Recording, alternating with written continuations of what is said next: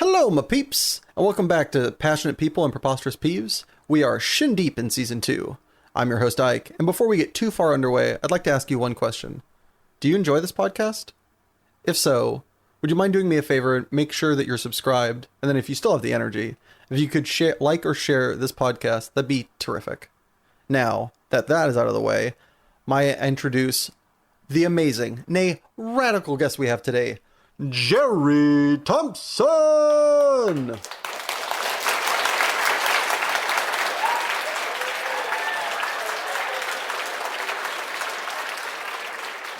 What's up, man?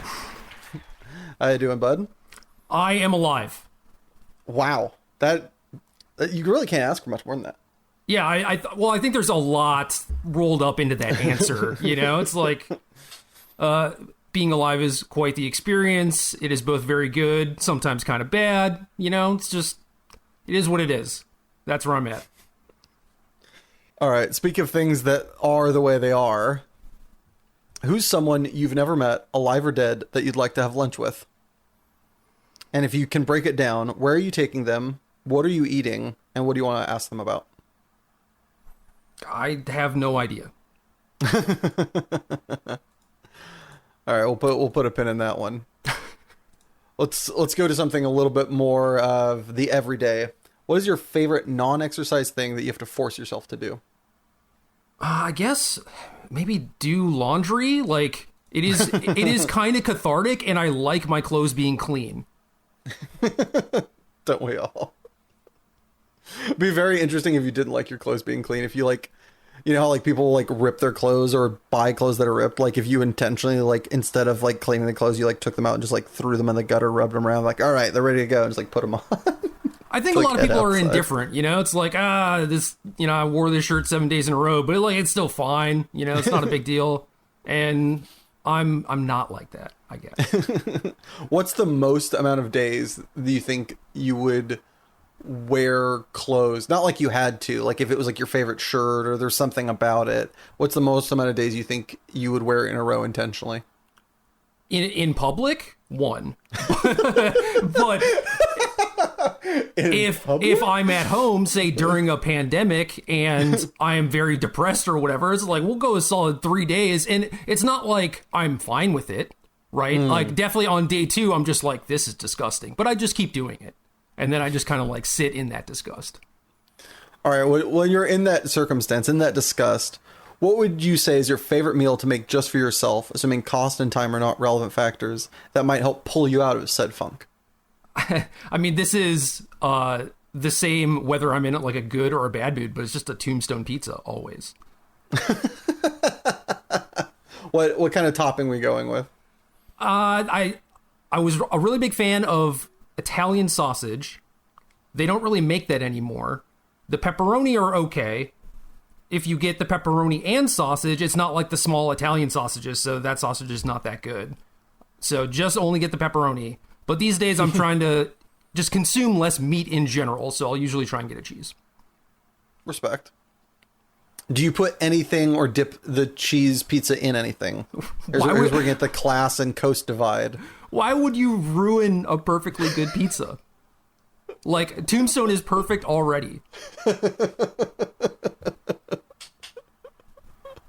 Well, speaking of Tombstone being perfect, this is the most ham-fisted segue, but what's your favorite movie line that you quote apropos of nothing? A lot of stuff from Kiss Kiss Bang Bang, probably, but it depends. Wise choice. Yeah, it depends on who I'm around. My best friend Josh is also a reasonable fan of the movie. Maybe not as big of a fan as I am or whatever, but like, so you said good choice. You've seen it, right? I don't want to like. Oh yeah, no, randomly... it's amazing. Also, yeah, I mean, it's like relatively old at this point. I think it's like 15 years old or something like that. So spoil away.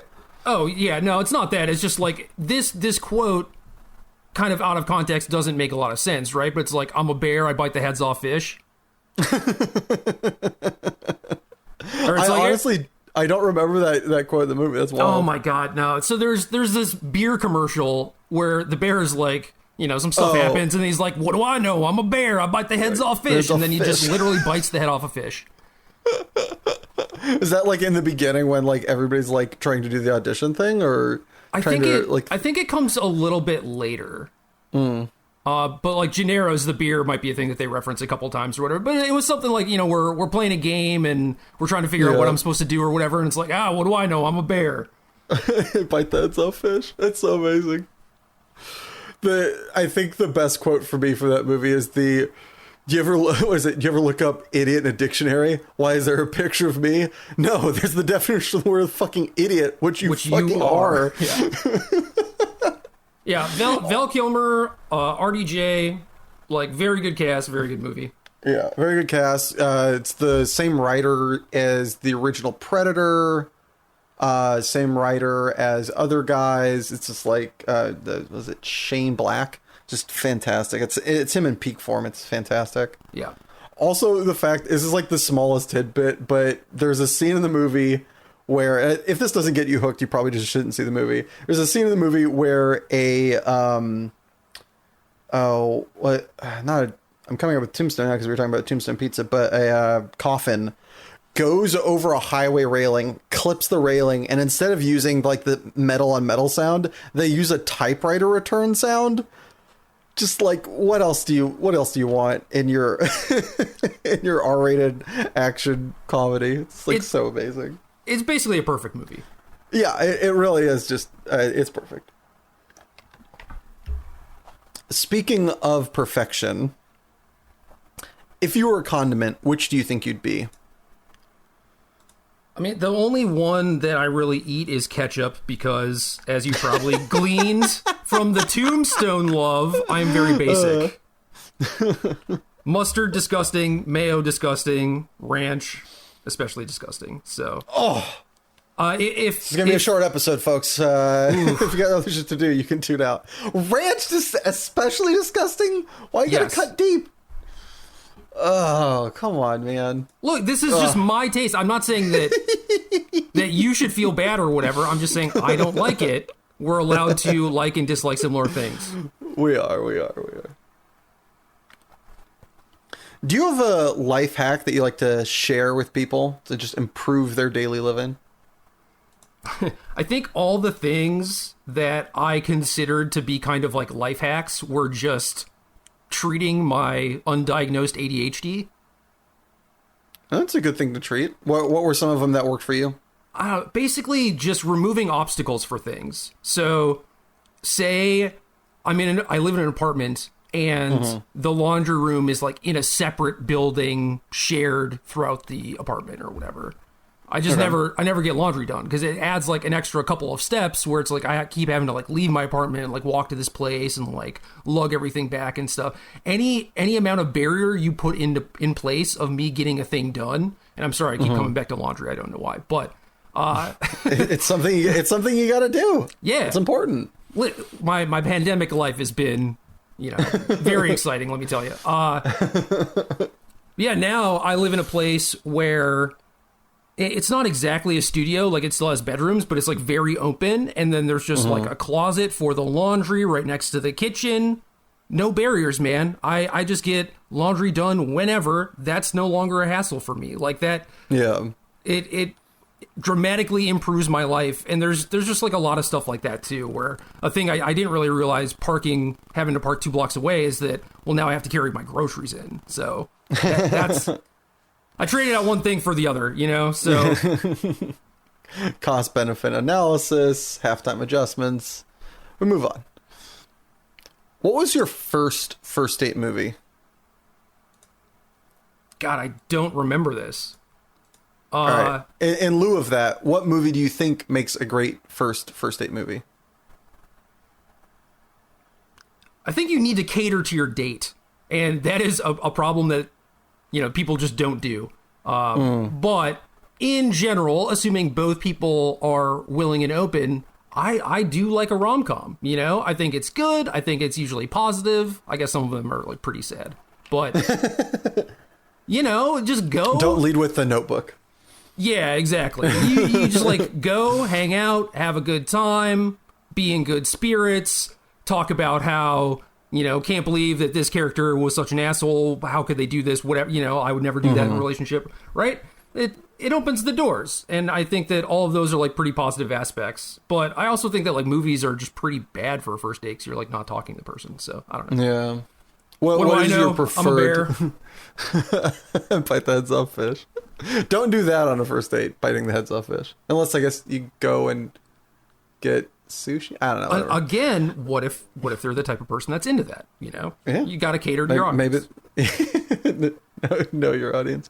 What do you think is a better, instead of like going out to a movie, what is a good like first date outing in your experience or your preferences? I'm not an expert, but I would say that getting, coffee or something to go and then just walking around seems pretty awesome, because I don't know, like a lot of stuff is going to come up as you walk where it's like this person's doing this thing, or like look at the store, I want to go in here or whatever, and then eventually you can go like sit down in a park or walk around the park and look at all the dogs or whatever. I don't know. Totally. What's your go-to coffee order? Red Bull. Does that count? I just want to film a skit of you going to Starbucks now on like a first date and being like, and I would like a extra large Red Bull, please. And then just like looking at you. Quizzically. Yeah, a venti Red Bull, sugar-free. That'd be great. All right, to go back to the bit about dating. Let's say you were going out to a party, you're going out on a date, and you want to look extra without popping so hard like an eyesore. What accessory would you grab to add to your normal garb to like have your ensemble really pop? I don't have a lot of accessories, man. I am very much like a hoodie and jeans type of person. I think basically it would be like I will put some product in my hair instead of wearing a hat. That's definitely that's not an accessory, but you know what I mean. It's like it just like cleans you up a little bit. Maybe be a little bit more clean shaven, less disheveled. I know that like I'm really sounding like a very good prospective dater here, but I'm fun, I promise. Speaking of things that are fun, what inanimate object would you be best friends with were it sentient? You can't say, like, speaking of fun or whatever, the thing that I'm in love with truly is my phone, but like not for the, self-indulgent social media type of stuff where I'm like always refreshing Twitter or whatever. It's just like, it's a computer in my hands. I can do literally anything I want with it. Yeah. And that's incredible. I think that's like the truest answer too. Like, not only is that like a good answer because it is such a great item and you spend so much time with it, but like so much of our life is consumed by our phones. And so like that, like you probably should be best friends with the thing that you do or, work with the most. So like a lot of people, like good friends will come from work or, like something that they spend a lot of time doing, like on projects or whatever like that. So right. I think that totally tracks. It's also kind of weird because is it actually inanimate? I mean, like it does have ears, right? Like I definitely say it vibrates. Yeah, I'll say Walmart and then get like a Walmart ad or whatever. So it definitely has ears. It knows that I love it. Until you're done with it. It's like a no, I'll trade in for a newer model, which is like a thing that I'll probably do relatively soon. So I'm sorry. Foe just slowly just slides down the stairs. What's a job at some point in your life you wanted to pursue but are very glad you either didn't get or didn't go after? I interviewed at Riot Games a couple times. I think 6 years ago at this point. Maybe longer actually. No, like 6 years. And I didn't know if I wanted to do it at the time, just like work in game design at that company or whatever, but I had some friends that worked there. It seemed like they're doing cool stuff, whatever. And then a bunch of stuff comes out about, how it's like tech bro workplace culture, like really terrible to non-males and stuff like that. And it's just like, yeah, definitely did not want to get caught up in that. But then again, that's probably going to happen at like any place that you go to. So I don't know. I mean, can't really dodge all the bullets, I'm sure, but that was you dodged specifically that one of the ones. Yeah. Yeah. When you dodge that bullet, I'm sure you let loose an expletive, perhaps a non-traditional curse word of a sort. What would you say is your favorite minced oath? So, I think like 20 years ago, I go hang out in St. Louis with a friend of mine who's from there, but I've never been, right? And it's interesting as you travel around, you get like kind of like the different cultural dialects or whatever, and like the friend groups who say the things that their other friends say or whatever. And there was this one dude, Josh Smith, who just like whenever something would happen, he would just say F.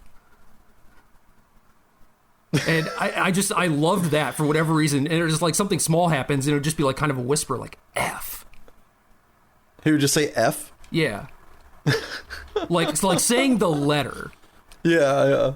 And but like saying the letter with like the way you're conveying it, it sounds like there's something that's going to come after it, and then there's nothing. No, yeah, and that's it. Yeah, that's awesome. And it's like the first time it happens, you're like, what? Like, what, was that it? Kind of, right? And then you're like, just, okay, and? it happens multiple times, like per day, per week, and it just makes me smile every time that he does it. And some of it is kind of like the delivery and the way he does it and everything. Yeah. And especially the like emphaticism for such a singular letter. Right. And it has a lot of emotion wrapped up into it for one syllable. But especially the whisper one, like the F. It got me every time. It made me so happy. It's one of those things where I want to work it into my vocabulary, kind of, and I'll remember it every year or so or whatever, but it kind of fails to stick, and I'm pretty disappointed about that. New Year's resolution for 2023: work in F more prominently. Let's go. You nailed it too. Like that's perfect delivery. Woo! First try. All right. Speaking of other things that you want to learn and incorporate, what life lesson do you wish you learned sooner? So many. The problem is that a lot of people have to learn the hard way, right? So I know this isn't specifically the question of like, what would you go back and tell your younger self or whatever? Because my younger self would not listen. I don't know. I think it is just some amount of that where it's just like, dude, you're not always right. You don't always know what's best. The way one of my friends put it was, if you've ever been wrong before, recognize that you will likely be wrong again in the future. You know, like that is not an isolated incident. And just being able to take that moment to second guess yourself, I think goes a long way towards people like really putting their foot in their mouth or whatever, you know? Yeah. The more you take a second to like listen to other people and think like maybe I could be wrong, the more you step towards being a scientist, the less you step and the farther you step away from being like a dictator. Yeah, absolutely. Let's say somewhere down the line there is a Jerry T the movie. Who would you want to play you in a movie of your life? You can choose the time period of the actor and of your own. So, again, playing to the audience. Given that so many people have said this to me over the years, I think that it has to be Macaulay Culkin. Just for whatever reason, that is the person that people, you know, like they see me kind of like repeatedly, and at some point they're just like, "Hey, you look like the kid from Home Alone." And it's just like and then I do like a Google search, like, oh, like what does Macaulay Culkin look like grown up or whatever? And it's just at least in that time period, it was like he was just like strung out all the time, like going to parties or whatever. So it's like the images that came up were also not very flattering. But like, I can kind of see he kind of looks like me. Yeah. There's aspects I think of his older self and your older self that track, but if they said that to you years ago, I don't think that plays at all. But I can see it. I can see it. What time period of your life do you think would make the best movie? Well, it would have to be one of those movies that does span a lot of time periods. So I don't know. Maybe you need to find someone to play like 16-year-old Jerry or something too. I don't know. But yeah, I don't Macaulay think can that, be the big grass movements Jerry T, and he can, make the big stand for the little guy later in life. Sure, we'll go with that. I mean, I don't really know how other people view me necessarily or whatever, but yeah, I don't think that any particular period of my life is super interesting, but I do think that there's been like a lot of growth and a lot of change, and I think that would be a more compelling story. To let some of the listeners who maybe don't know, I think it is worth detailing a little bit of what happened with, was it the last or like second to last Worlds that happened where you skipped it? So I do think that is like, if you don't feel like it's a big watershed moment for you, that's fine. But I do think that is something that was very impactful and big, and that very few, if any other people would or have done since or before then. So I do think that is a big moment to, if you want to be humble about it, fine. But I don't think it's fair to gloss over it. And I do think it did have an impact, to some degree, whether, it was change within the Magic the Gathering sphere or not. I do think it did have an impact. Do you want me to give some context here? Sure.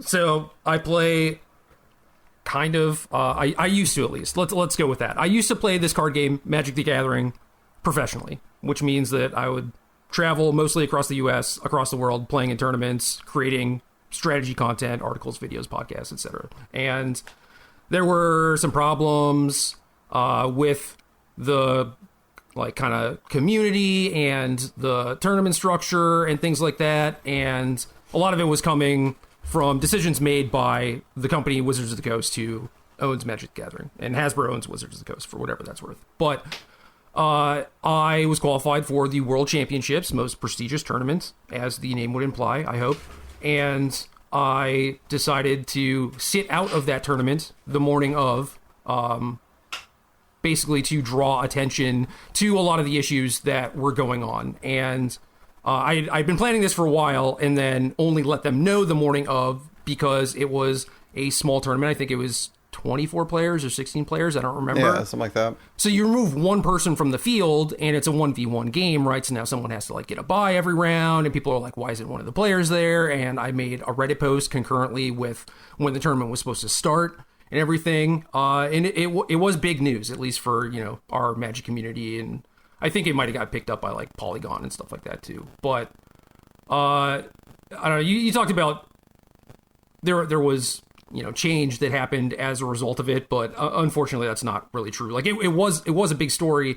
People did care about it. It did shine light on a lot of these issues, and people then proceeded to add to the chorus with like their own issues or their own point of view from how they saw it and stuff, which was incredible, right? Because I have information from like my sphere, my community, like the people I talk to, whatever. But now I was just getting insight of people that I would almost never certainly come into contact with who were sharing a lot of the same issues and stuff. So that was great. But unfortunately, I think the sequel to this movie would be like, oh, nothing changed. So yeah.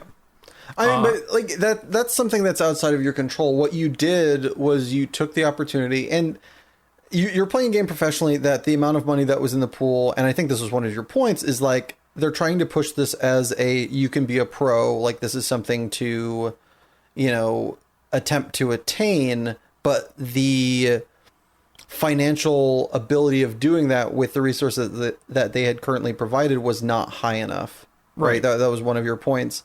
And so that was really putting your money where your mouth was, because this was definitely one of the ways of getting equity for like the better players, was to go into this tournament where first place was $100,000.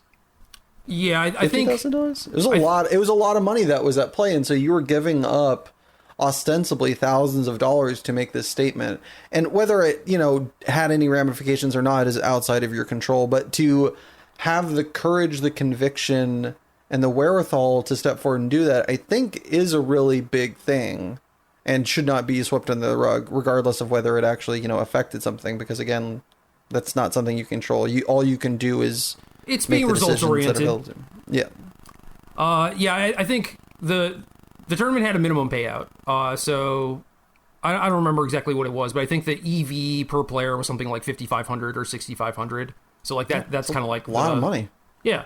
But I will also say that I was in a privileged enough position to be able to make that decision and have it not affect my life meaningfully. You know, like if I wasn't successful already and, you know, my work with making content and stuff was going very well, like I could afford to sit out that tournament. I didn't have a family to support or anything like that. So it's like not that noble. Then I think it definitely wasn't like you were sacrificing yourself. But I mean, it did cost you money. It did cost you opportunity. It did put a spotlight on you that most people perceive as positive, but plenty of people perceived as negative. I'm sure there were aspects of it that were. And also, yes, you weren't like putting yourself, like it didn't cost you that much, but it did cost something. And the other people that it would have cost something who couldn't have done it, I think this was also like you're benefiting them, because there were players, I'm sure, that either were or could have been in that tournament that couldn't have passed it up, that felt the same way you did, but couldn't just go, yeah, I'm going to do this. It's the right thing, because like they have families. They, you know, they didn't have such a good year. They didn't have that, you know, financial stability to take that big leap on. But I do think that even though nothing came of it and you were in a privileged position, doesn't take away from trying to do good things. So as somebody in the community, I really applaud and appreciate that effort. One of the bad things that happened that I felt kind of bad about was the person who was like the next in line to be qualified. Mm-hmm. Was he like tweeted at me and was basically just like frowny face or whatever. Yeah. Because like the way I did it, right? I mean, if I gave them notice, it doesn't make as big of an impact. And then they fill my seat with someone. It probably would have been this person, Jed, who I'm friends with. So, you know, that was certainly a feel bad moment out of that. But, you know, it can't all be good. Yes. There has to be cost for there to be benefit, though. So sorry that it went to him. You know, it would have cost him something maybe. But also you're giving up something, and it was your spot to give up. Yeah, you know, it's exactly. Like this is what you chose to do. You could have just as easily showed up and like, you know, just sat there and conceded every round. You know, that was well within your rights. Yep. Anyway, I'm sure we'll circle back to some parts of this in the main segment. Slight spoiler alert. To move on to something a little bit more cheery. What poor man luxury other than Tombstone pizzas do you still enjoy to this day? Tombstones are like $5 now. All right. Don't get me wrong. I am in no way sliding Tombstone. They are delicious. I have had them a time or two in my life. No, I'm just saying they're getting expensive. Fair enough. Don't want to sully the name of Tombstone Pizza with calling it a poor man luxury. What other poor man luxury?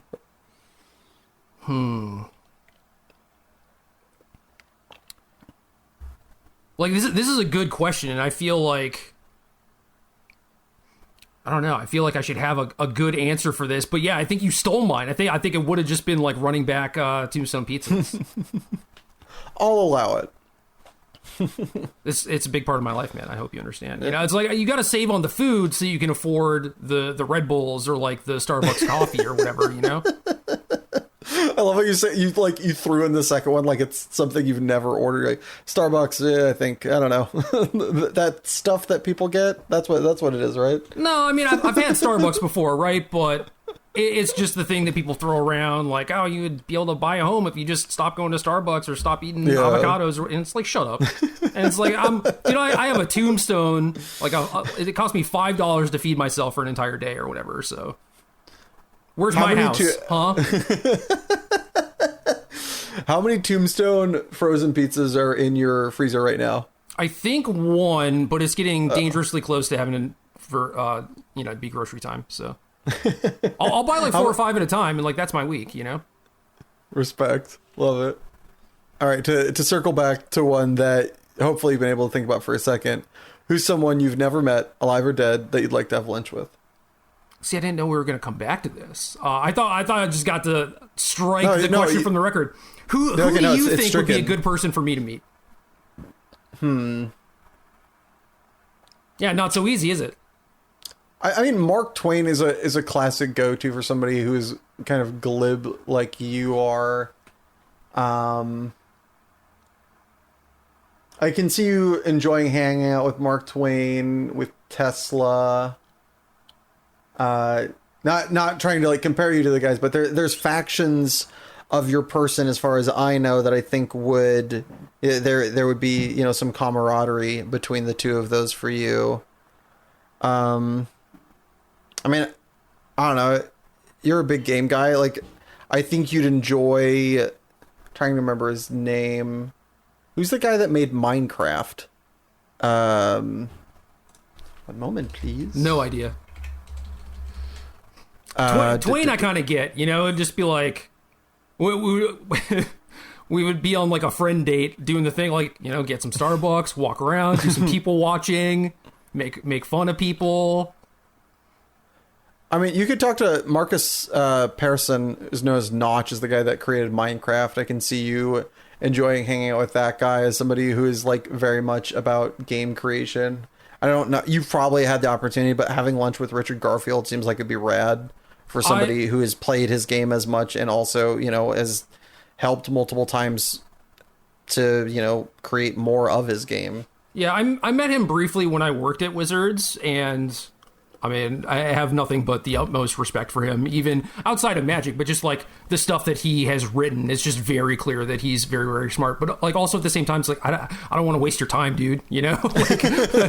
Like, and speaking about the like important game dev people or whatever, it's just like, I enjoy games. I've worked in game design. I am not particularly good at it, and I definitely don't feel like I could have a conversation with these people. Like, I'm not on their level, you know? So I don't think that it would be that much different than them running into someone at like Gen Con and them like random person like pitching them their game idea or whatever. It's just like, no, I don't want to do that to them.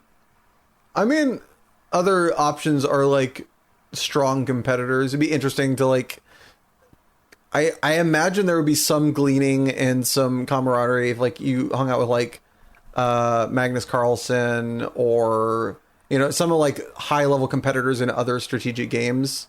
I think would be kind of cool. Like talking to a freaking, what's his name? I don't think he's dead, but like Bobby Fischer or like Kasparov or something like that, like some chess giants. Yeah, I could see that. It's certainly pretty interesting. I ran into a dude who plays Street Fighter professionally at a DreamHack because I was playing some Weeb game tournament and he was playing a Street Fighter tournament, and it was just like, I don't know, walking from the hotel to the venue or something, and we got to talking about, you know, how I play Magic and he plays Street Fighter and just the similarities that exist within that, despite that, you know, one's played tabletop, one's being played with a controller, but it's like we still have a lot of the same woes with like how things are run and all the traveling you have to do and how it's cool to meet people, you know. It's just like we're kind of living the same lives, but just like playing a different game doing it.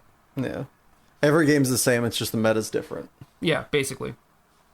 I think that's an interesting game to talk about to have a conversation with, because like Street Fighter is kind of like the Mac Daddy at this point of like 1v1 you know, video game fighters, where like Magic the Gathering is and probably will ever forever be is and forever will be the Mac Daddy of like tabletop card games. Yeah, so like that is a kind of fun, you know, talking to two people that are talking about the same kind of game in its of where it sits in the genre.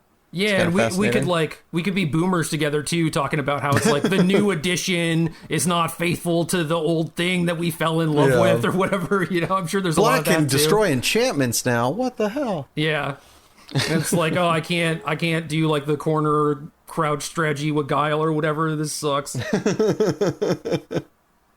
Well, since we're talking about video games, there's a slight through line here. What media, whether it be book, graphic novel, TV show, movie, or even video game, have you been putting off that is next on your to consume list that you just can't wait to break open?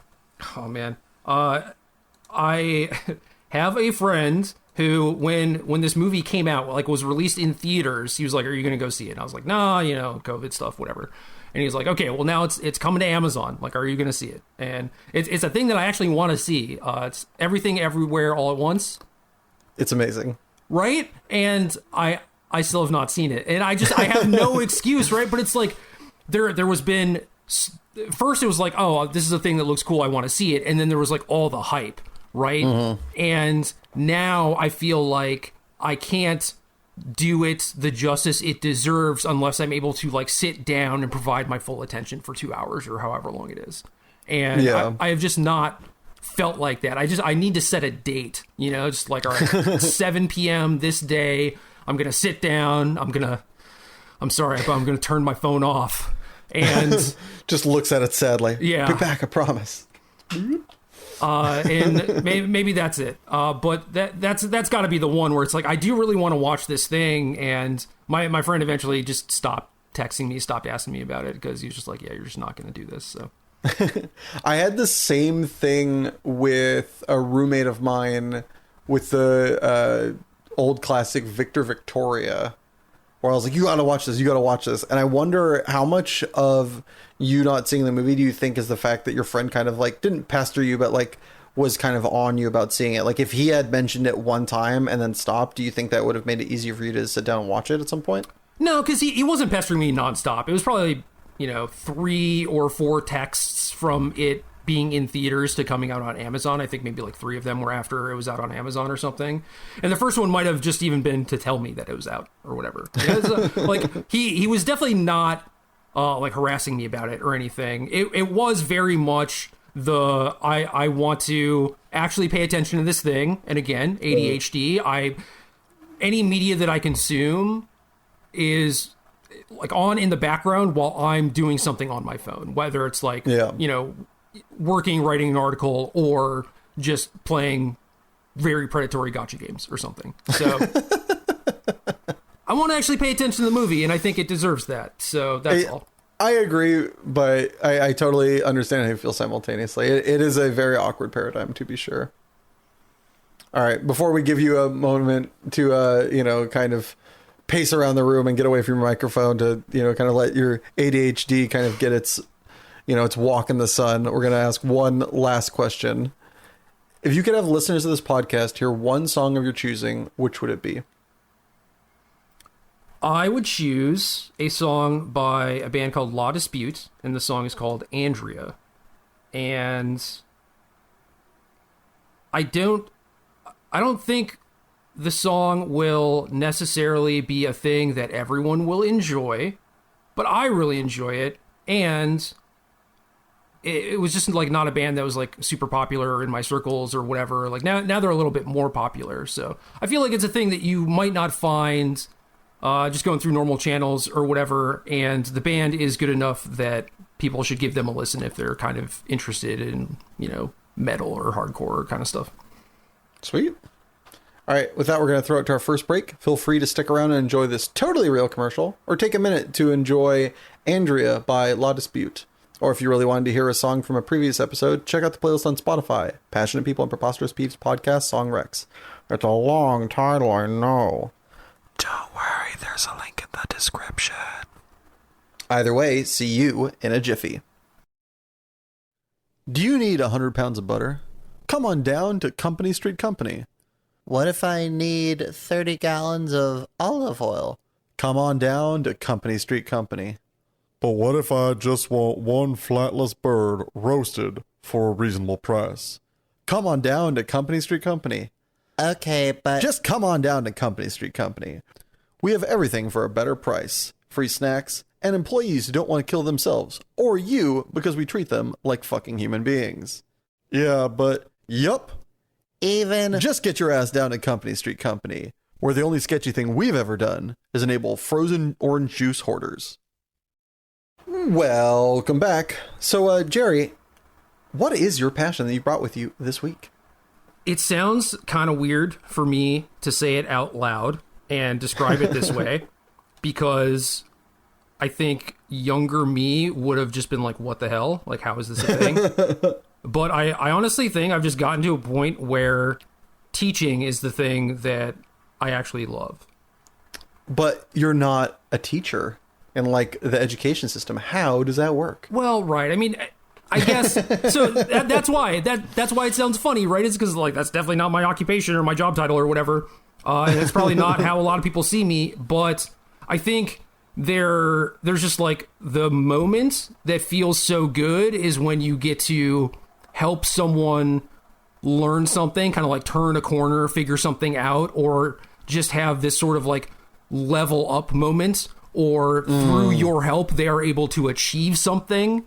Yeah. And like a lot of that kind of does fall under the bucket of teaching, but I think that's it. Like those are the kind of moments that probably does it for people who are literal teachers also, but it happens to do it for me too. So I don't know, just I guess I did always like giving advice to my friends, at least when I felt that I was qualified to or whatever. But when you find yourself like playing a card game professionally that does not pay you a lot of money, you have to find something else to do to sort of supplement your cardboard habit. And so I started writing articles and trying to impart the knowledge that I had, and certainly looking back in probably the crudest way possible, because I didn't know like what my actual goals were. Like if my goals were to teach, then I should have been writing different words rather than, just the young, brash, arrogant 20-something kid basically saying like, this is the best thing, and if you don't play the game this way, then you're stupid or whatever. And it's like, that's not actually a great way to teach someone anything.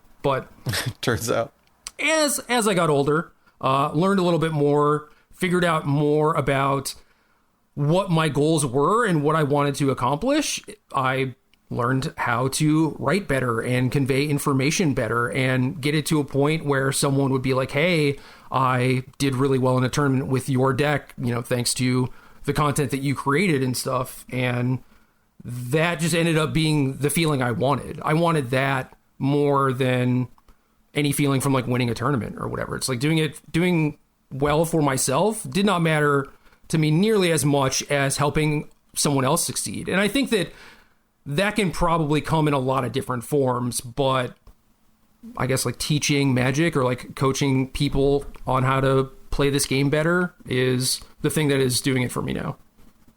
Does it make a difference for you whether it's like, if somebody comes to you and says, hey, I like your deck, teach me how to play your deck, and they finish 9th, as opposed to somebody who comes to you and goes, hey, this is a deck I like that it turns out you're not a fan of or you don't think is good. Can you teach me how to play this deck? You teach them like the ins and outs, how to sideboard, how to, best making decisions, and they get like first or second. Which of those experiences do you think kind of fuels your fire more? I think it depends on the skill level of where the player started, like skill level and understanding, and how much growth they were able to see, and also just what the experience was like for them, because if it sounds like the second person was like a younger Jerry T who thought he knew everything, right? And it's just like, well, he's probably already pretty good, right? So it's like, if I give him some advice and he wins a tournament, well, he's probably, 80% to win the tournament already. So how much did I actually help? Whereas, say this other person, like 9th is their best finish in the course of 2 years or something. Like that's a big moment for them, right? And the tournament's cut to top 8 or whatever. So maybe it feels bad to a lot of in-franchise players where their goal is to make top 8 or win. But to them, it can feel better than the other person's first place, right? So that's the important thing. Oh, it's so pure, man. When did you first start, like, teaching? Do you think, like, when was your first like coaching session, or when you sat down with somebody? Like, obviously, everybody informs their friends through conversation, or shares their ideas. That's pretty commonplace. But when do you think your first like coaching session was? Yeah, it's hard to say. I mean, I can pinpoint an exact moment where a thing like that happened, but so I started writing in 2008 for context, and even in 2003, 2004, I was already doing pretty well, and people would come to me for advice, and a lot of the local people were just like playing what I would tell them to play, and that was just like a thing that kind of like happened. It was like, oh, I won the most and played the most, right? Because I was no lifing this game, like I was hardcore no lifing, whereas my friends were like starting college and stuff and whatever. So they're just like, yeah, well, what should we do? And I would tell them. Sometimes they do well, sometimes they do poorly. I'd make excuses a lot of the time. But things were like that for a while, and I just kind of like settled into that role, I guess. But I think the the first time I can really remember someone coming up and just being like, hey, I need help with this. Like, give me 30 to 60 minutes of your time or whatever, was Sam Blackett, Pro Tour Honolulu in 2006 or something. And it's like, is a constructed tournament, but he was playing a side event, which was Seal Deck. And I like Seal Deck. It was not my specialty or anything, but, Sam was, I was born in Minnesota. He grew up in Wisconsin. So we were kind of neighbors, right? Like we saw each other. Kindred spirits. Stuff. Yeah. And I don't know why he came up to me and asked me or whatever. Maybe I was just standing there. Maybe he asked 10 people. Maybe I was the only one. I have no idea. But he just came up and was like, hey, my Seal Deck is pretty tough. I think it's pretty good. Like, do you want to help me with it? I'm just like, hell yeah. Like, I get to talk to another smart person about like collaborative problem solving, which is basically what it is, and I do think that maybe he was looking for an authority figure or like teacher kind of thing or whatever. But I was like, at the time, I'm just like, yeah, we're all peers here, like, what do you mean? Yeah. But yeah, I was just like laying things out, going over how I would do differently, the reasons why. Those are very important, much more important than the results, because game with a lot of luck, a lot of variance, you might do everything correctly, but still get not favorable results. But like over a long time, you learn the why behind things. You're eventually going to improve. You're going to start seeing more consistent, more better results over the long term and stuff. And so Sam was just a person who liked to talk about the why and was also not concerned about the results. He was just like the perfect kind of like student in that moment. And I was just like, this was rad, but like didn't follow up on it. Like didn't do anything about it at that time. There was no Twitch. There was no coaching, Magic was a hobby, a small game, right? It wasn't like now where people are like charging $40 an hour to coach you in some esport or something. And for a pro player in a big game, they're going to charge you a hell of a lot more now. So at the time, it was just like, yeah, this is just a thing I do for people that ask if I have the time to do it. And I was working for free. That's so cool. So you go from teaching there, you're writing articles later on. When did it really come to fruition that, like, do you remember when it like clicked that this is what I want to do? Like, this is the big thing for me. Like, to enjoy something and to like know that it is your bliss, I feel like are two different kind of moments in time for most people. Was there a different time where it really just set in like, oh, this is what I want to be doing more than like the game itself? Yeah, unfortunately there wasn't an aha moment. And again, if you sent older me back in time to talk to younger me and just be like, yo, dude, trust me, you don't want to play in the tournaments, you want to teach people or whatever, I would have laughed you off, but yeah, I think it was just this thing that happened gradually, where it's like competing, you're very much doing it for yourself. It's self-indulgent. You are trying to get your name on the leaderboard, get your picture on the internet, whatever. And I definitely needed some of that as a kid. Just had like a chip on my shoulder, something to prove, whatever. But then it just got to a point where it was like I was content with how I was viewed in the community and respected, and had enough accomplishments or whatever, where I did just slowly start spending like maybe a little bit more time like talking to my friends and making sure that they were prepared and watching them play their deck rather than practice with my deck. And then in 2011 or so, I was moving around a bunch. I ended up in North Carolina and then ended up in Virginia in Roanoke, a very small town, but host of Star City Games, which is like a big retailer for Magic, and they had a website with content, and I wrote for them and stuff. So like I ended up moving there to kind of like work directly for them. And I think that was more of a forced grow up, or me like choosing to finally grow up, because it's like, well, now I'm like actually working for this company. I feel like I represent this company. I didn't necessarily feel that way when I was just like writing for them. Like, who cares, but me certainly like being there, being in-house kind of changed things for me, and was just like, all right, I have to be slightly less of a shitbag. I have to be less mean to people. Like, I just need to be an adult. I need to grow the hell up. And part of that was, just being like a little bit more professional in like all aspects, and that extended certainly into like the content I was creating and the things that brought the most value to the people that were consuming that content, which I think at the time people were really just like craving knowledge and like technology, like that learning experience and stuff. And like we just tried to bring that to people through a lot of different forums and medias and everything. And that meant I had to rethink the way that I was doing things. So gradual change, but yeah, I think moving to Roanoke was probably the thing where I was just like, all right, like it's time to take this seriously. Cause like not right away, but within like a year or two, I was making good money doing it. Like it was a thing that was a real profession, and I treated it as such. Like I respected the hell out of it. That's so cool.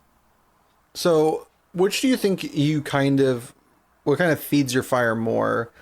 Like you're doing a one-on-one coaching or writing an article, or if you were to even like do like a master class or something like that, where you're making a video for people like to learn from, which do you think is more just not beneficial, but just like which do you get more out of, I guess? Yeah, it's so weird because everyone learns differently too, right? And that's the thing that I have to kind of take into consideration, where I think everyone sort of starts off writing the articles that they themselves would want to read. And because it's like all right? It's like you can't possibly know how someone else would like learn better or whatever. So I love articles, man. You give me like an 8,000 word essay on a deck or something, just like everything I need to know. I'm just, I'm sitting down. I'm probably reading it on my phone, but like, say I was on my computer or something, it's like I'm putting my phone down. Like I am super zoned in on this like very like hefty just bucket of knowledge, right? But I don't think a lot of people learn best that way, unfortunately, or it's not something that they're able to hyper focus on. They'll read a quarter of it and then just sort of like zone out. It's like, oh, this is like too dense, like I'm bored, I'm not super interested in the intricacies. And it's like, that's fine, right? But it's like you have to cater to those people too. And for the people who are a little bit less invested, where they want to put in kind of like minimal effort, not to say that that's a bad thing. People have like lives and responsibilities and stuff, but it's like you want to put in minimal effort, go to a tournament. Your goal isn't necessarily to win, but just feel competent, not feel like you wasted your Saturday or whatever because you didn't know anything, right? It's like, I think that there are short form pieces of content that are pretty rewarding to put out too, where those people just tend to get a lot out of that. And it's, very small for you, very small for them, but then they enjoy their Saturday. They have a blast. They like lose playing for top 8 or whatever, but they're like, I played some kick-ass games and like I did this really cool thing because I read your thing or whatever. So yeah, it's different. I think that like the thing with Sam going over things one by one or one-on-one is more rewarding to me, because you get the direct interaction with the person and you get to see those sort of aha moments that they have in real time, which is incredible. And there's no guarantee that those are going to happen, or certainly happen like every session or anything, but it's just, when they do happen, it's awesome. And say I post an article, maybe there's just crickets, maybe no one read it. Maybe no one copied the deck. Maybe 10 people did. Maybe 100 did. I don't know. I only hear the feedback that people choose to share with me. And thankfully, there are a lot of people out there that are like, hey, read this thing, helped me do well. Really awesome. Thanks a lot. And that it just means the world to me. It makes me feel so good, right? It's like that is the payment for the work that I've done. It's like, yeah, in the meantime, you're putting a roof over my head or whatever. And like, that is good. But the thing that I'm actually thankful for is like hearing how it actually went for you and hearing how it affected you. That's so rad, man. What would you say is the biggest misconception about teaching or coaching for something that's so niche as Magic? I don't necessarily think there are misconceptions. I think it's just like things that people haven't necessarily thought about. Some of the stuff that I've brought up already, where people learn in different ways. People have different goals. I think people, even as the teacher, you default to, I'm going to teach as if your goal is the same as mine. but that might not necessarily be the case. Like I said, there are the people who just want to like go show up and like not feel like they're like really bad at the game or whatever. And if you're in a position where you're able to charge someone for coaching, I mean, you probably know what you're doing. You're probably there to win, right? So like you have to come to terms with the fact that those sorts of things don't necessarily align, and they're not necessarily looking for like the really hardcore, hard-hitting things that you would share with someone like Sam Black, who's also just like another professional player. So things like that mostly. But also, I guess the biggest misconception, at least for Magic, is like the way Magic coaching started was I would watch you play a tournament and kind of like tell you what to do as the tournament's happening, which, you know, the legality of it is a little sus, a little gray area. But, and people were just like, yeah, thanks for the coaching session. Here's your $20 or whatever. And it's just like, that's not helpful. Yeah. Because they're just becoming your puppet.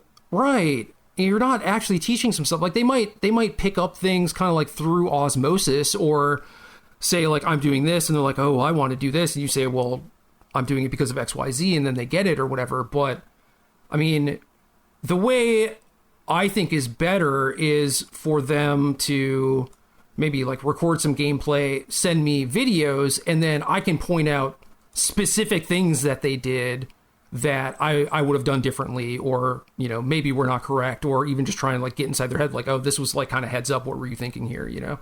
And because otherwise for most of it, I'm sitting there, I'm just like quiet. I'm being useless. Right. But like you pay me for your time. Like, let's dive deep on the things that actually matter. And if this thing happened on turn 5 and we spend 30 seconds on it, but really it deserved 5 minutes, you know, we don't get that because the game has to keep going, and then we forget about it or whatever. So I think that there are a lot of ways, there are a lot of knobs to turn to be able to figure out how to teach someone better and convey information better. And again, other people are going to have different goals. They're going to want to learn in different ways. There's a lot of ways that you can like actually tailor it to fit the person and have both parties end up happy, you know? Yeah.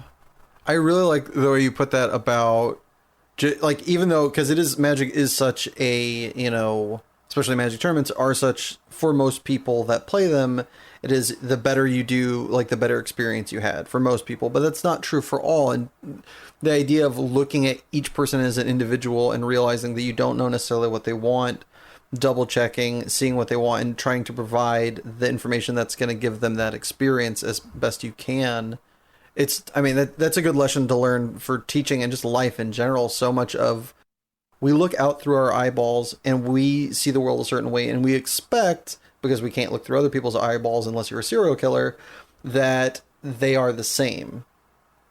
And that's just not the reality. There are so many different ways to view life and view games that have, you know, winners and losers, because that's not the metric that everybody uses to judge their own experience, even though it seems like it's obviously, you know, to those who view it that way, that should be, but that isn't the case. Right. Well, also Magic tournaments, tournaments in general, really, like, create losers. That's all they do. Like you think, oh, you know, someone wins the Super Bowl or whatever, and it's like that's the point of it. It's like, well, then there are, you know, however many other leagues or teams in the league that are all losers, right? Because the tournaments, there's a first place and then there's a bunch of losers, right? So everyone is going away unhappy if everyone has the same goal.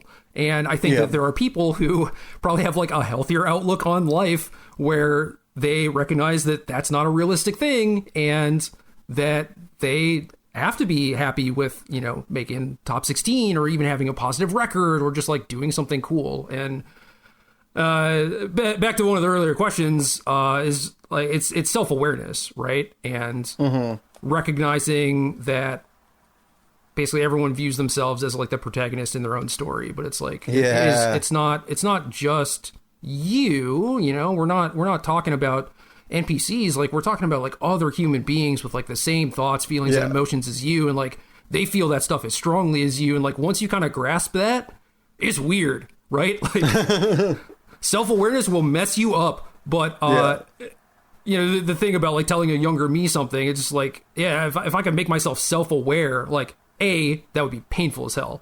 But B, like, that is becoming more self-aware is like the thing that changed my life for the better the most. Absolutely. Yeah, it's something that I'm going through personally right now as well, and I can totally see the good that comes out of it, and also see like the arduousness of the process, because it does change. It gives you so many more things to think about when you initially start doing it, as somebody who's like doing it, like really trying to do it more and more for, like, I don't want to say the first time, but more consciously. Yeah. That it is just like, it adds a whole entire other layer with so many, for each person you're interacting with, that's another layer. And so instead of being like in your bubble, you become in this onion that is the world of looking through your own lens and through what you hope, perceive, and guesstimate are other people's lenses, or you talk to them and you figure out are their lenses, and just seeing the way the world is and how to best navigate that, where you're helping as many people and hurting as few as you can. Right. Yeah, I mean, the world is enormous. There are billions of people, and they are all individual people like you. And when you think about that and how all those people like interact with each other, and there's this whole internet thing that is both wonderful and atrocious. Like it is mind blowing, just the amount of like emotions that are in play, or the lives of people that are affected like on the daily basis for like any small thing, right? It's ridiculous. And I think that by maybe not consciously, but like subconsciously, perhaps as a defense mechanism, maintaining a lack of self-awareness is a thing that people do to just like keep things simple to some degree. But like defense mechanism for sure, because you only have to think about yourself, just numero uno. Don't consider anyone else, and life is pretty easy at that point. But yeah, once you start thinking about how like all this other stuff is going on in the world, it's just I can't even fathom, man. I can barely handle my own stuff, right? So all right, lastly, before we move on to the second segment here, is there a favorite non-obvious aspect that we haven't covered, or doesn't like meet the eye initially when it comes to like coaching and doing like one-on-one teaching of this nature? I mean, for me, I like the problem solving aspect of it. That's part of what got me into Magic in the beginning. And I don't know, Magic is a thing that also like constantly changes, right? Like new cards get released, and there are new formats and new problems to solve. So that thing will always keep me interesting, and I love that aspect about it, and I like trying to help people solve the problems. But I also, because it's all so new, it's not like chess, right? Chess has been around for a long time, and stuff doesn't really change, right? But like at any given time, a new card comes out, like I'm no longer an expert, right? Like I think that people just expect us to be kind of like monoliths or whatever. And realistically, all we're able to do is kind of sort and process information a little bit better than most. I mean, some people are just like really, really good at games because their brain is sort of like hardwired to do that on a subconscious level. Like there are players who were very, very successful in Magic who played like they were savants, just like did things that, computers would not think of. And we're all watching it like other professionals were just like, why the hell is that person doing that? And then 3 turns later, it becomes apparent it was just like a brilliant play, right? And then you ask them about it, they're like, I don't know, I played my cards or whatever. And it's just like, holy crap, man. Like, so, there are the people that are very, very good because it works more on a subconscious level. And then there are the people who are very good because they're thinking about things and internalizing things. And I think those people are just pretty good at like processing information. And realistically, if you get good at that and you're able to figure out what is good information, bad information, helpful or not, that just goes like so much more of a long way than paying someone to tell you what to do every turn, right? But, again, not everyone has the time. Like I put 20 plus years into this, right? To be good at it. And some people just don't have time for that. So they're just like, spend an hour with me, make it so I don't feel like a dum-dum on Saturday, and I'll give you some money, you know, and it's like, that's rad too. But if you want to hone your own skill set, like, you can do it, you know. It is a thing that is like very learnable, very teachable if you want to work on it yourself. And, you know, there are plenty of people who will coach you on how to do that too, likely for free. So I don't know. For me, I like the, you know, sort of personal level up moments. I like being better at things. Basically, I don't like being bad at things, I guess, is a better way to put it. So I have that sort of driving me. Not necessarily everyone does, right? So, yeah. But you get so much more from learning, like, the big picture stuff than focusing on, like, the small ball, like, what should I play this weekend? Totally. I think you also brought up a good point in there where you're talking about how new cards get introduced. It's the same kind of way for you as a teacher, like, new people with new ideas and new, like, learning mechanisms get introduced the more you teach people. So in a way, it is kind of, you know, they are kind of like flying in tandem after a fashion, right? Like, not only you're having to learn about new cards and how they work, but, like, each time you interact with people, you know, as much as snowflakes technically there are identical ones, people are very much, you know, variations of many individuals. Like, we are slightly different, and so each of us learn different ways in teaching, and that's like another challenge for you to thwart. Yeah, I mean, there can be two people who have the same idea, whereas, you know, it's like you put A and B together, they both realize that that's good, and then person one is like, I'm gonna try Z. You know, because maybe their brain works a little different, right? It's like they don't go like, oh, I'm going to add C also or whatever. And then person two is going to be like, either they see that they could add Z and they're just like, hell no, or their brain just doesn't even think about it. And I'm kind of in that camp, honestly, where I struggle to come up with new ideas to, like, build a brand new deck from scratch. But if I get to see all the things that all the people are working on, I will be able to combine all of that information into something that is the best. So, and thus, THEPS. Yes, exactly. 100%. 100%. All right, to move on to something a little less magical and a little bit more maddening. Jerry, what is your preposterous peeve? I don't know if this is going to make any sense.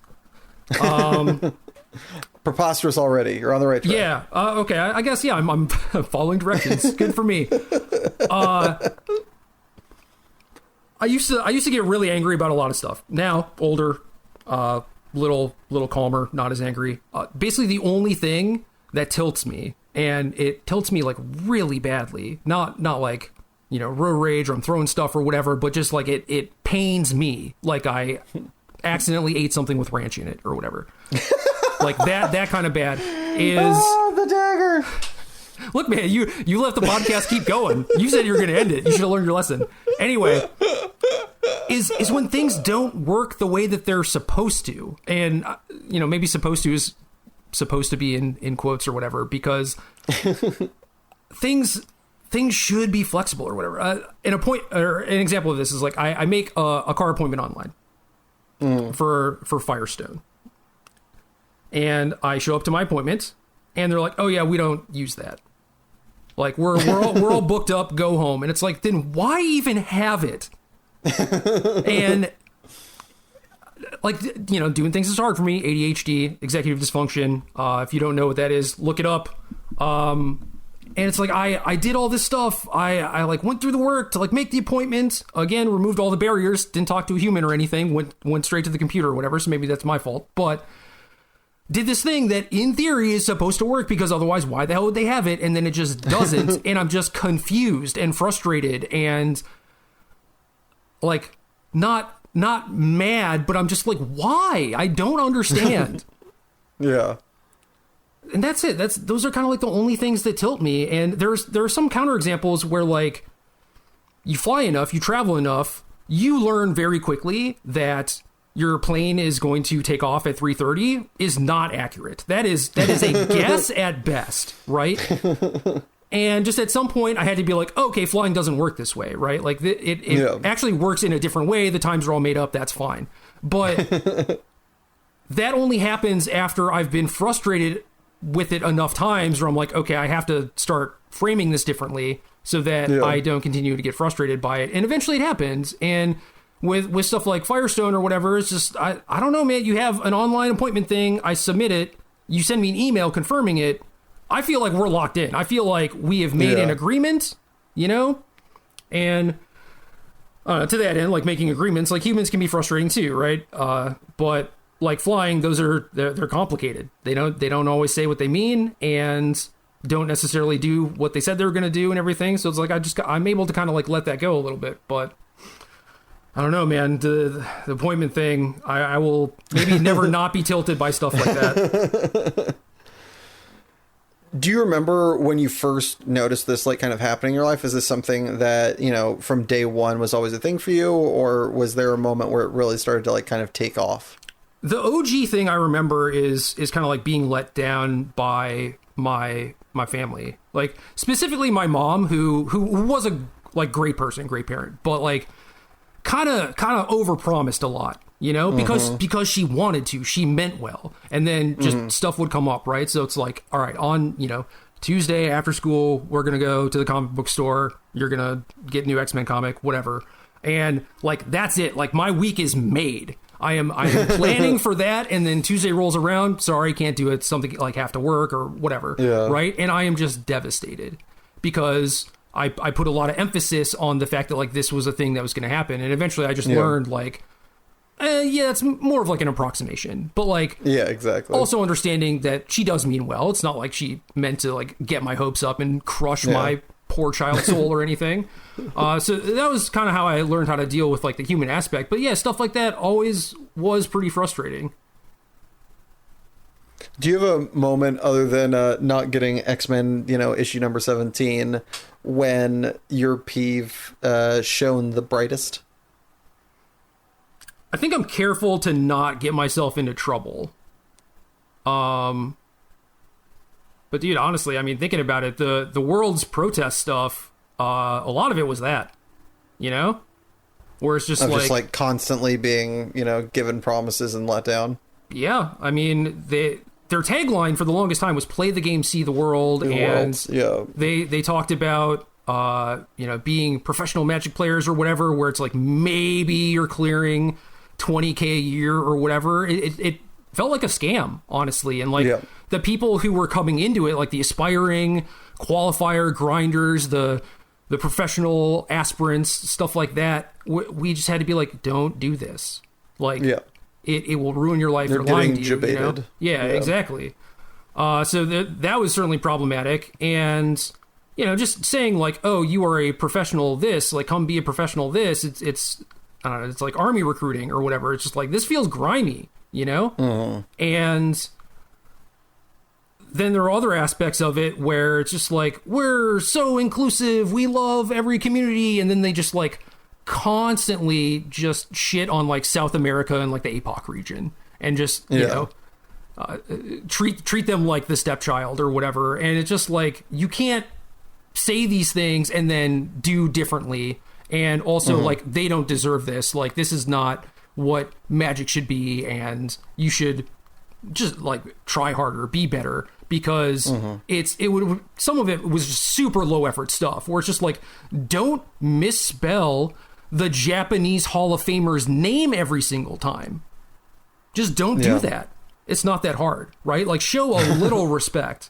And just sure enough, like every tournament, or it's like once a year or whatever, you get like a jacket with your name on it or whatever, and a different Japanese person would be like, spelled my name wrong. Cool. Jeez. And I mean, they'd laugh at it, but we were just like, what the hell? Like, this is disrespectful, you know? Yeah, that's whack. So I don't know. On that happy note. Maybe that got me in trouble. I don't know. I feel like I was still doing the right thing, but yeah, things did not work the way they're supposed to in that instance. So, I mean, at least you got to use your peeve for good intention, if not good action, you know? Like, you didn't let it like mold to the point where you had like an angry Reddit post or an angry Twitter post that was just, you know, maligned with, you know, all caps, and, you know, just like where you're ranting. You took and you made a very calculated decision based upon You took your anger that was justified, in my opinion, and you made an action upon it that was, with the best of intentions. So kudos on wrapping that up in the right direction. Yeah, I'm mad, but I'm not going to do anything about it. So now I'm posting on the internet or whatever. and now I'm going to turn around and spend $1,000 on their cards because I can't get enough. And with that insider tidbit, we're going to head to our second ad break. But don't go anywhere, because when we get back, Jerry is going to enter the lightning round. Have you ever just looked at fried carbs on a plate and thought, I need to eat those, but it doesn't taste all that appetizing? Introducing catsup. Catsup is a sugary and red syrupy paste that'll overshadow any unappreciated taste. Simply douse the unpreferred tasting object and ingest. Mmm. Thanks, catsup. And we're back. Jerry, are you ready to enter the lightning round?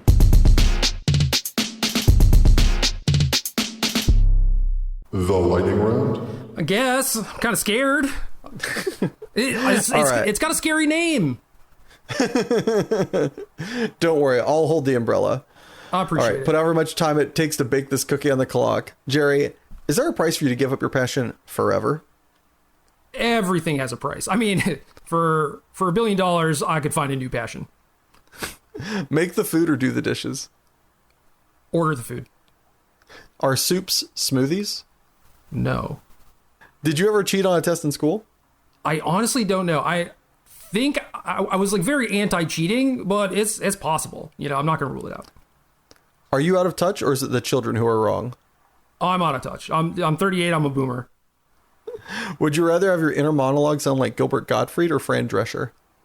Fran. Nanny was tight. Would you rather read the cue cards while wearing the crown or live in a hovel and speak your mind? Hovel, I guess. Do you create your own thoughts, or do you just listen to them? I don't even know what the hell that means. I guess create them, but shrug. You're having the best day of your life. What happens next? Another amazing thing or something terrible? Probably just goes back to normal and that feeling quickly fades because that's happened a lot. I do think that like good things come together though. You come across a stranger just struck by a car. Their dying breath is this. This is very important. Please tell my wife she's a dirty harlot. Ooh. Do you or do you not tell the widowed wife? I mean, if it was important, you gotta. Is professional wrestling cool or lame? I used to watch it. I have a lot of friends that watch it now. I'm not interested. Like, it's fine for people who like things. Not my thing.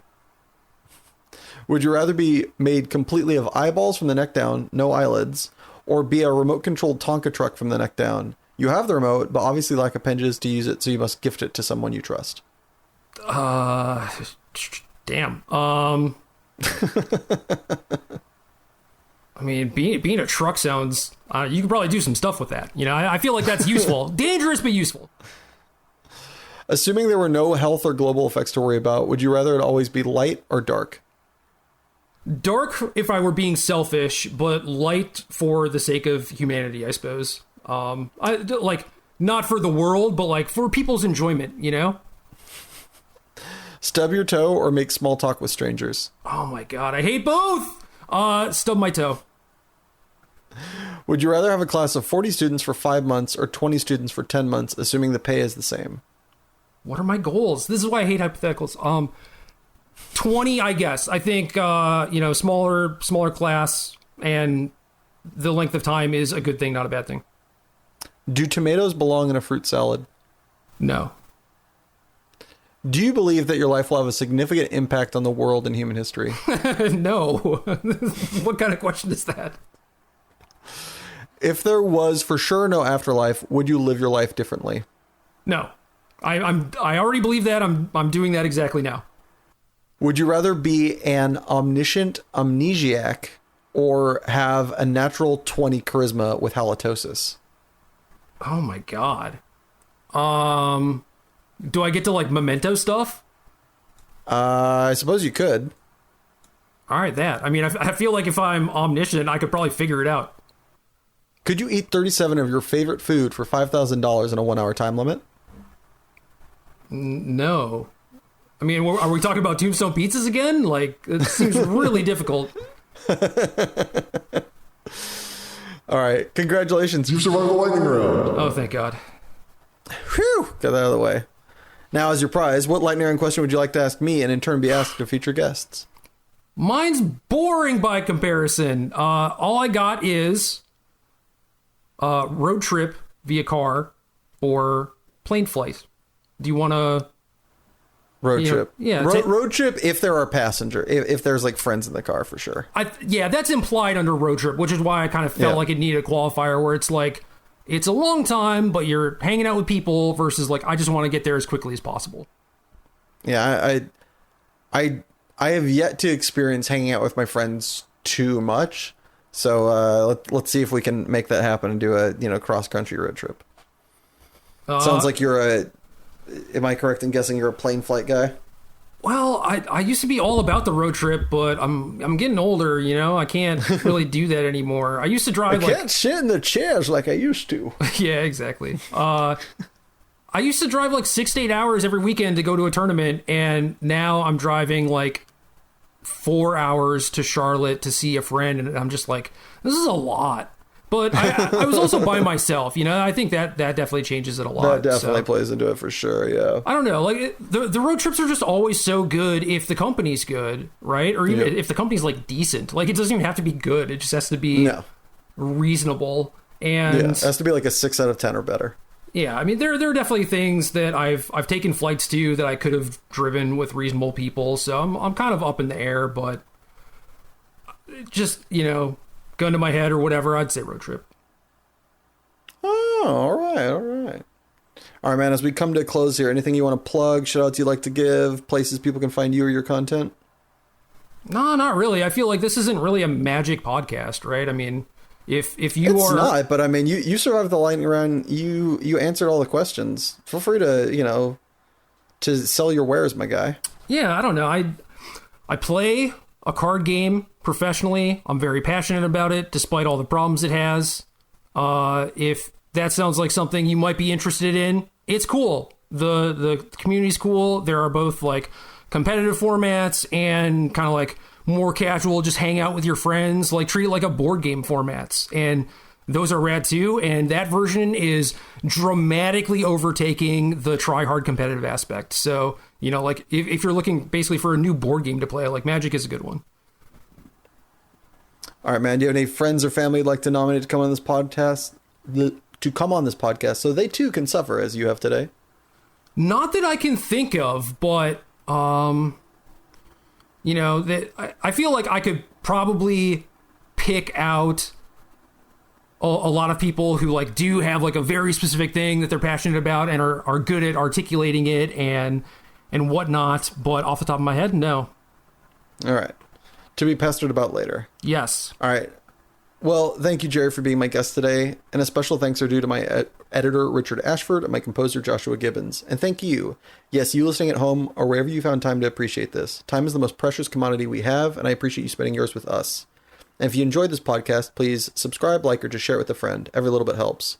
Or if you already have and are out of episodes to listen to, don't worry. We put out a new episode every Monday at midnight on SoundCloud, YouTube, Spotify, and iTunes at Passionate People and Preposterous Peeves Podcast.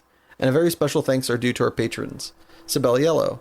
And if you'd like to join said illustrious ranks and have your name read aloud, just head on over to patreon.com/Passionate People and Preposterous Peeves Podcast. And remember, folks, if you coffee stain a wood grain table, does it make it more stable or just soggy?